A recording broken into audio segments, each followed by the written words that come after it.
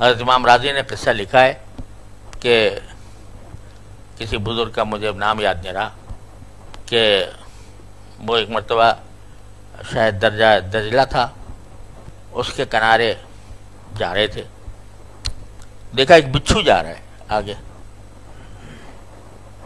تو ان کے ذہن میں خیال آیا کہ بھئی اللہ تعالیٰ کے بارے میں یہ بات ہمارا عقیدہ ہے کہ کوئی چیز، کوئی پتا اللہ کی مرضی کے بغیر، منشا کے بغیر، مشیت کے بغیر نہیں ہلتا، تو یقیناً بچھو کا بھی کچھ مقصد ہوگا، تو آج ذرا میں اس کا تعاقب کرتا ہوں، دیکھتا ہوں کہاں جاتا ہے یہ۔ تو کہتے ہیں وہ چلتا رہا یہاں تک کہ دریا کے کنارے پہنچ گیا اور وہاں جا کے کھڑا ہو گیا۔ اتنے میں ایک کچھوا آیا تیرتا ہوا اور وہ کنارے سے لگ گیا، تو بچھو اس چھلانگ لگا کر کچھوے پہ سوار ہو گیا۔ اللہ میں نے اس کے لیے کشتی بھیج دی۔ تو یہ بزرگ کہتے ہیں کہ میں نے سوچا کہ چلو دیکھتا ہوں یہ اس کے سوار ہو کے کہاں جاتا ہے، تو ان کی بھی چھوٹی سی ایک کشتی تھی، اس کے اوپر بیٹھ کے اس کا تعاقب کیا۔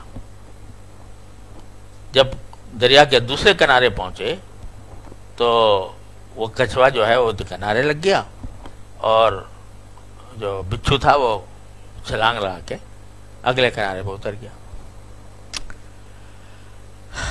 تو چلتا رہا، میں بھی چلا دیکھوں کہاں جاتا ہے۔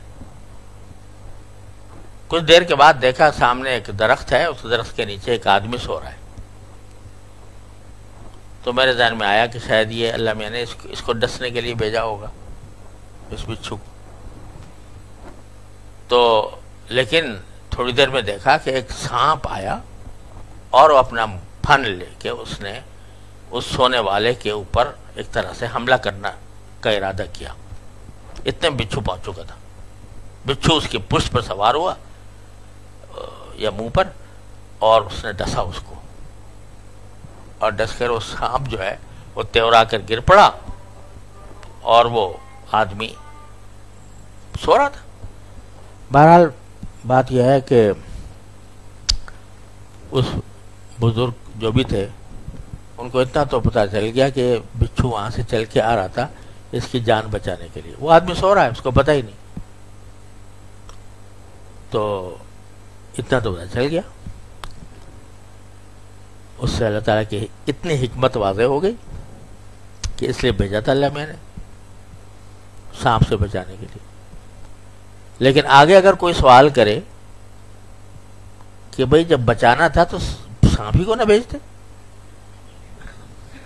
سانپ کو بھیجنے کی کیا ضرورت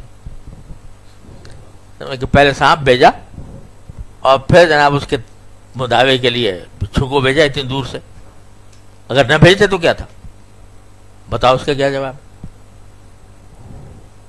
تو اب اس کی حکمت کون سمجھے؟ تو یہ کائنات جو اللہ تبارک و تعالیٰ نے بنائی ہے، اس کے ایک ایک پتے میں کچھ نہ کچھ حکمت ہے۔ بلا حبۃ فی ظلمات الارض بلا حطب ولا یابس الا فی کتاب مبین۔ تو یہ اگر ایک مکھی بھی جا رہی ہے کہیں، اس کا کوئی مقصد ہے، کوئی کیڑا بھی جا رہا ہے تو اس کا بھی کوئی مقصد ہے۔ اب اس کو میں کیا پہچانوں؟ میری عقل کتنی، میری فہم کتنی، میرا دماغ کتنا، میں کہاں تک پہچانوں؟ یہ تھوڑا تھوڑا نظر آ گیا ان بزرگ کو کہ بھئی بچھو اس لیے بھیجا گیا تھا، مگر اس کے آگے کیا حکمتیں تھی، کیا مسئلہ تھی، سانپ کیوں بھیجا تھا، اور پھر وہ آدمی جو ہے اس کو بچانا مقصود تھا، تو نہ سانپ ہوتا نہ بچھو ہوتا، سوتا رہتا۔ لیکن یہ سب کام کیا۔ تو کہاں تک انسان اپنی عقل دوڑا کر اللہ تبارک و تعالیٰ کی حکمتوں تک پہنچ سکتا ہے؟